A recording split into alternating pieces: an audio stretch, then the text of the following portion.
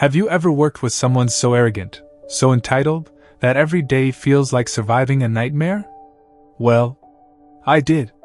He called women girls, yelled in their faces, and treated the rest of us like we were beneath him. But one night, karma came knocking, and I made sure he opened the door. If you've ever dreamed of seeing a bully finally get what they deserve, hit that like button and subscribe, because this one's about justice served cold, in an empty parking lot, at midnight. It started like any normal job. Small town, average pay, and a mix of people just trying to make a living.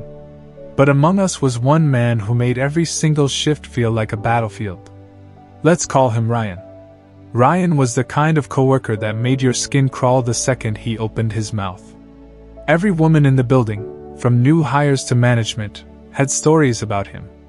He'd snap his fingers and call them girl, like he was still living in some 1950s movie.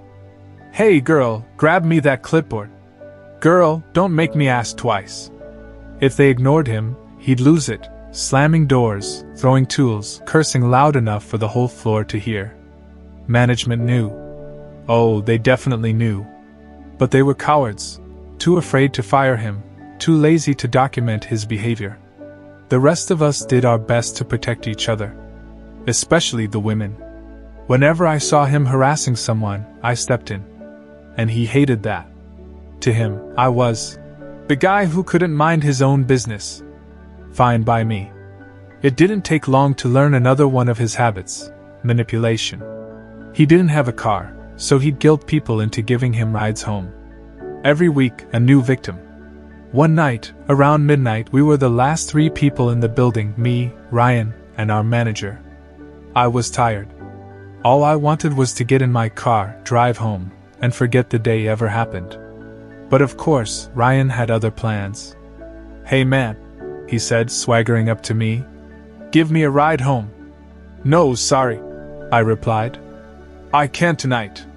He didn't even hear me. Or maybe he just didn't care. He followed me out to the parking lot, uninvited. Now, let me paint this picture clearly. It was pitch black. The kind of quiet where you can hear your own heartbeat. The manager's car lights faded as he drove off, leaving me alone, with Ryan. He stood there, his face half lit by the flicker of the security lamp. Come on man, don't be a jerk. Just give me a ride, he barked. I repeated myself, more firmly. No. That's when he lost it. He started pounding on my window, bang, bang, bang, screaming.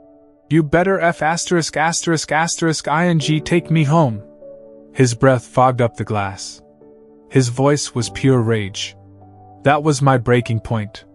In that moment, I realized this guy wasn't just a creep. He was dangerous. So, I did the only thing that made sense. I started the engine, slammed it into reverse, and peeled out of that lot like a bat out of hell. As I looked in the rearview mirror, I saw him standing there, tiny in the distance, fists raised, yelling into the dark. No buses. No Uber. No sidewalks. Just miles of cold highway. And for the first time, I didn't feel guilty. He was a grown man, 27 years old. His choices were his problem.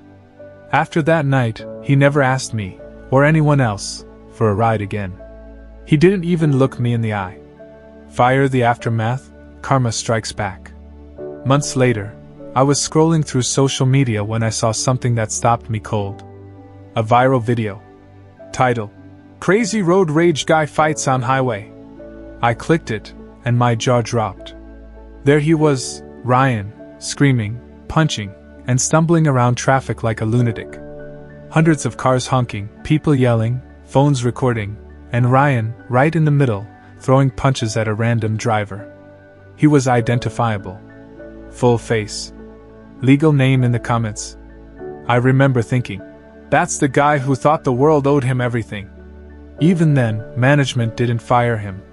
It took one final outburst, him mouthing off to our female general manager, for it to finally happen. She looked him dead in the eye and said, "Get the **** out of my business." And just like that, he was gone. That night, I went home, poured myself a drink, and raised a silent toast to karma.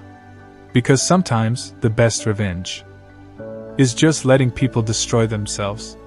You know, the funny thing about people like Ryan, they always think they're invincible. But the truth? The universe has a way of catching up. If you've ever been mistreated, disrespected, or underestimated, don't worry. Just keep your distance. Stay calm. Let karma do what karma does best. If this story made you smile, drop a like, and tell me in the comments.